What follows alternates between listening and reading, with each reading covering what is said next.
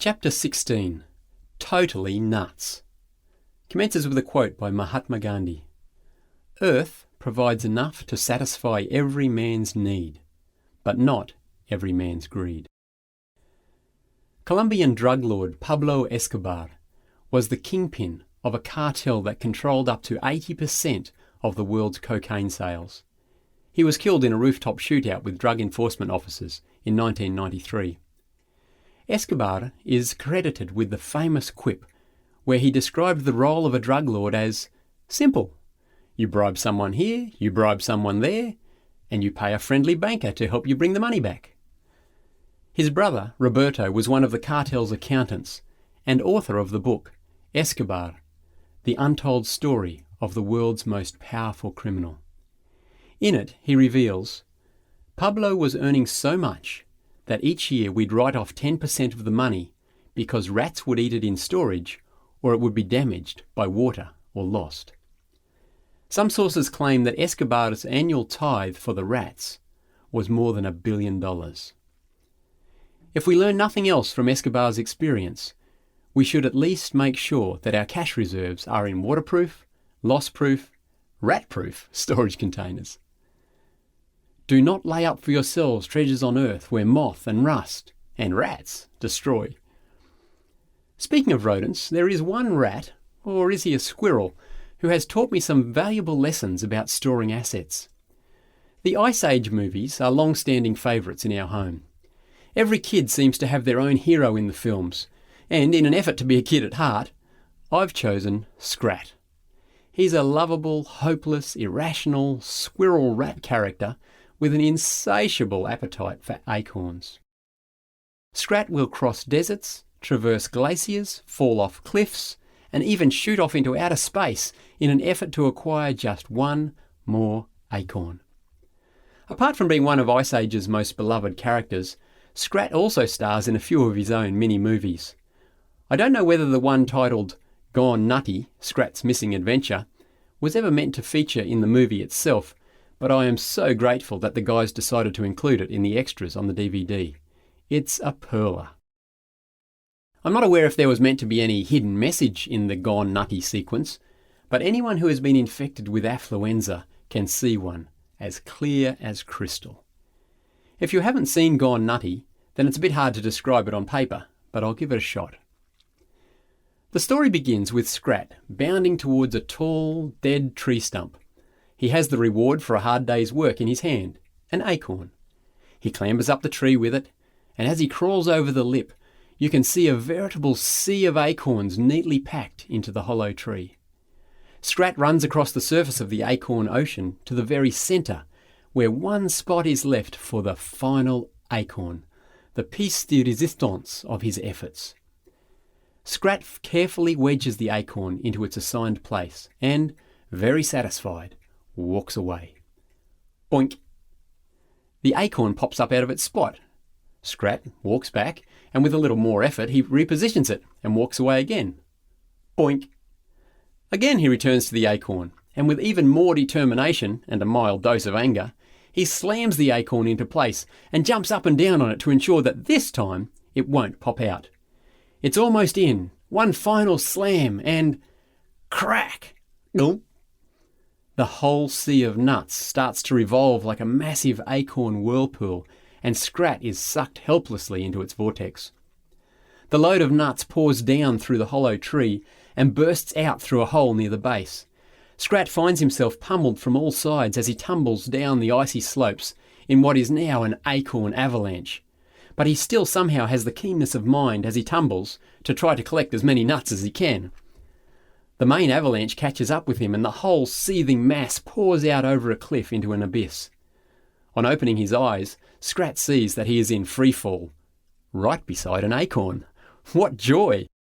The background music changes melodiously to Tchaikovsky's Sleeping Beauty waltz as he reaches for the acorn, only to see another one near his other hand, which he reaches for instead. On grasping it with absolute passion and adoration, Scrat starts to collect the other acorns until he has enough to make a bed, on which he has a rest, a skyboard on which he surfs, and when he has collected all of the nuts, a giant ball, atop of which he sits contentedly. Of course, he has completely forgotten that he is actually free-falling to his death. And when that dawns on him, he does all he can to avoid the inevitable. But it's too late. Smash!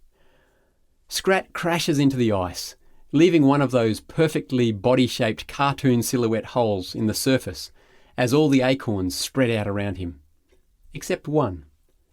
The final acorn, presumably the very same one that had caused all the issues back in the tree stump, is seen way above him. It's falling at atmospheric re-entry speed as it fires towards Scrat's newly conscious body below. He looks upwards, sees the nut, and whammo! The acorn hits Scrat right between the eyes, and if you hadn't been raised on the eternal life miracles of Roadrunner cartoons, you would think he was dead. Scrat drags himself out of his icy silhouette, only to find that the earth-cracking impact of the final acorn was the very catalyst needed to start, wait for it, continental drift. The viewer is zoomed back for a global view of the Earth as each of the continents can be seen drifting apart to form what we now recognise as our globe. Sadly for Scrat, all the acorns that surrounded him are taken away on the continents as they drift apart, and he is left with nothing on a very tiny cliff-sided island in the middle of the Atlantic. He's depressed. But then he remembers that the final acorn that dealt him such a severe frontal blow is actually still in the bottom of his impact hole. He reaches in and, holding it high above his head, does a victory dance around his dinner plate-sized island. What a relief to still have at least one acorn. It brings him hope, comfort, and most importantly, food. The camera zooms in on Scrat as he caresses his beloved nut. As he gently strokes the prize with his eyes closed dreamily, we see that the entire nut is now actually just blackened ash, and it disintegrates to powder. Scrat opens his eyes and, realising his crushing loss, sadly puts the cap of the acorn on his head and looks tearfully into the camera. Such is life. So what's the affluenza message? Let's see what we can learn from our little acornaholic. Scene 1. Scrat struggles up with the last nut. Scrat made a huge effort to acquire every nut. Scene 2. View of the acorn ocean. I think Jesus might have known a few Scrats in his day. Luke 12, verses 13 to 21, tells the parable of the rich fool, and it's not pretty. Someone in the crowd said to him, "Teacher, tell my brother to divide the inheritance with me." How many families have you seen torn apart by the division of assets in a will? Jesus replied, "Man, who appointed me a judge or arbiter between you?" Then Jesus said to them, "Watch out." I love the way the NIV makes it sound like the crowd is about to be squashed by an out-of-control bus. It's like Jesus has just seen a raging bull running at them and he yells, "Watch out! Run for your lives!" He's giving a serious warning here. Watch out! Be on your guard against all kinds of greed. A man's life does not consist in the abundance of his possessions. Again, Jesus is using strong words to warn people about the deceptive powers of greed. I don't think I've ever met a person who considers themselves to be greedy. We might sometimes label ourselves selfish or self-centered, but not greedy. It's such an ugly word. However, when I look at my personal consumption levels of food, fuels, energy, consumer goods, and so on, and my nation's per capita consumption levels compared to other nations, it's hard to find a more accurate word than greedy. If my lifestyle is so highly consumptive that the planet would be destroyed if the whole of Earth's population were to live likewise, then I'm eating more than my fair share of the pie. And that's greedy. Mahatma Gandhi once told his secretary, "Earth provides enough to satisfy every man's need, but not every man's greed." I certainly need to watch out and be on my guard against all kinds of greed. For Scrat, his personal identity is centred on his nut hoard. He is his nuts. I know they're worn-out sayings, but Scrat still hasn't learned that the best things in life aren't things, and that he who dies with the most toys still dies. Jesus continued in Luke 12. The ground of a certain rich man produced a good crop.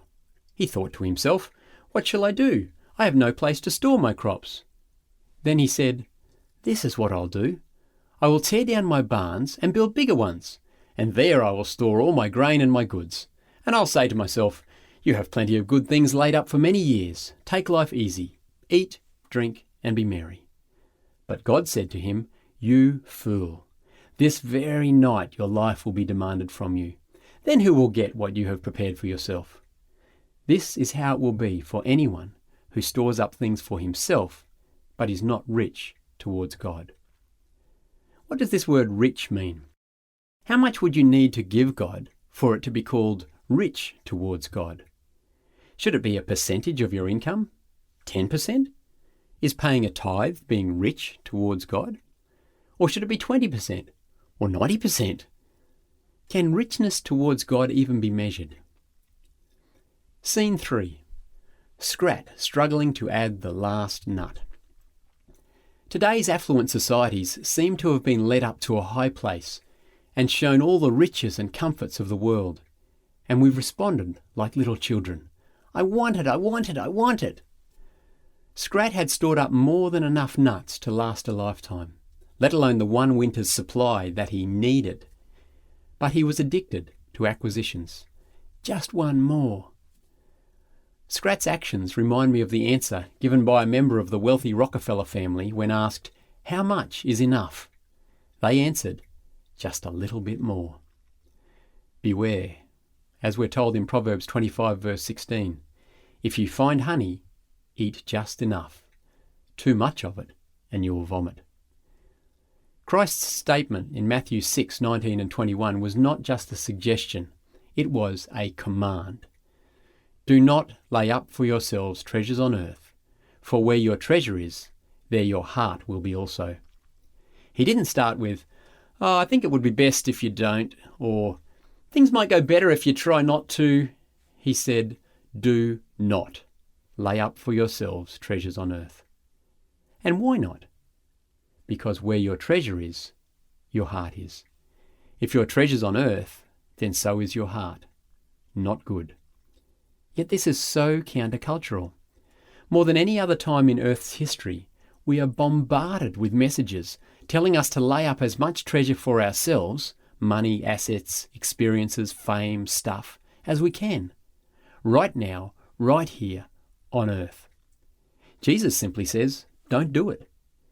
He knows that treasures on earth are not only fleeting, but they also hijack our minds and our time to the exclusion of eternal interests. Not only does he tell us not to store up treasure, but he has some serious words for those of us who already have treasure, talents, and comforts. Jesus' words are found in a section of the beautiful Sermon on the Mount, but it's a section that we very rarely hear quoted in affluent congregations. In fact, even Matthew didn't record these words in his extensive version of the sermon. Was that because he had tax collector on his resume? Let's have a look. Luke 6, verses 24 to 26. "But woe to you who are rich, for you have already received your comfort.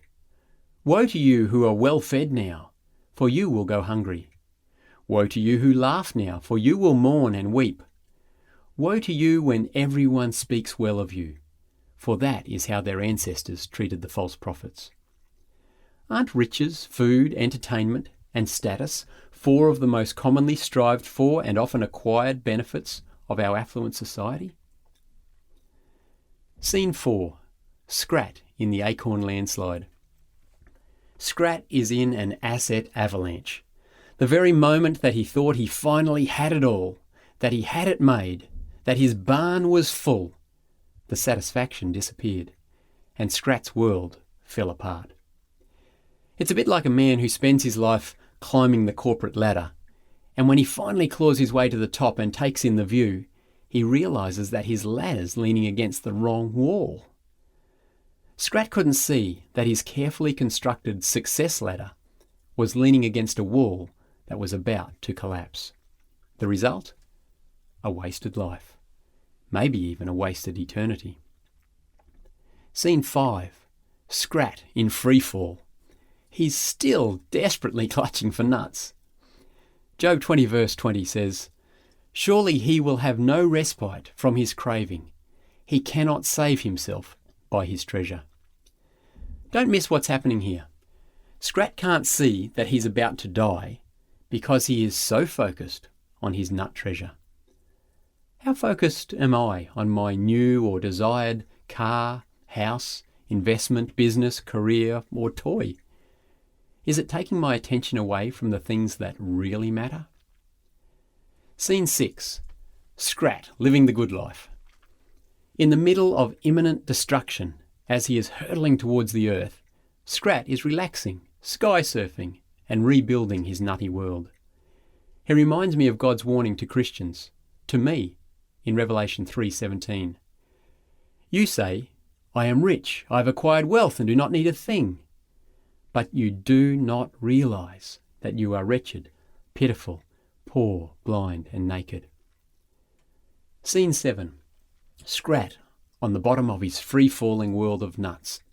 The Bible nails this scene perfectly. Job 20 verse 22.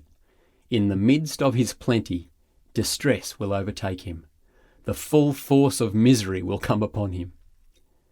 The story is told of a conversation between a reporter and the executor of John D. Rockefeller's vast estate on the famed industrialist's death in 1937.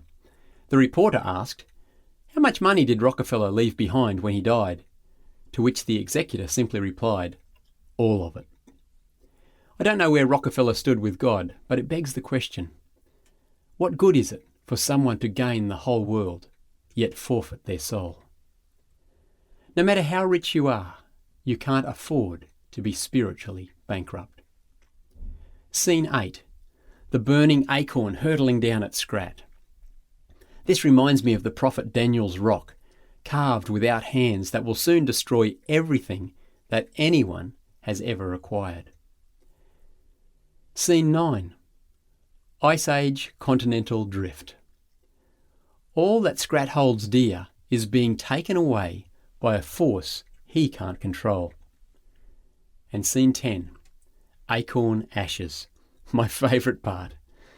As Melinda's father, Clive, often reminds us, regardless of how much we might value our homes, cars, super gig computers, new leather lounges, fine new clothes, or even our calfskin gold leaf embossed Bibles, they're all gonna burn.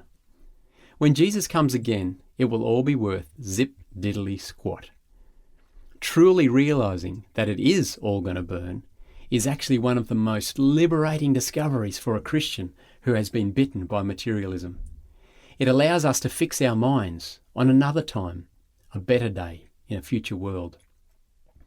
All that we work for, sweat over, and gain on this earth is nothing more than early morning mist.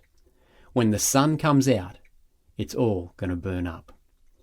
When we truly understand this, believe it, and absorb it into our innermost heart, we can be free from materialism. Scene 11. Scrat in the hat. Scrat's teary-eyed, acorn-capped final portrait is pitifully sad. My sister-in-law's great-grandfather lived in Romania in the years leading up to the political instability of the late 1980s and early 1990s. He didn't trust the banks, so he stored all his money as cash in an old overcoat hanging in the attic.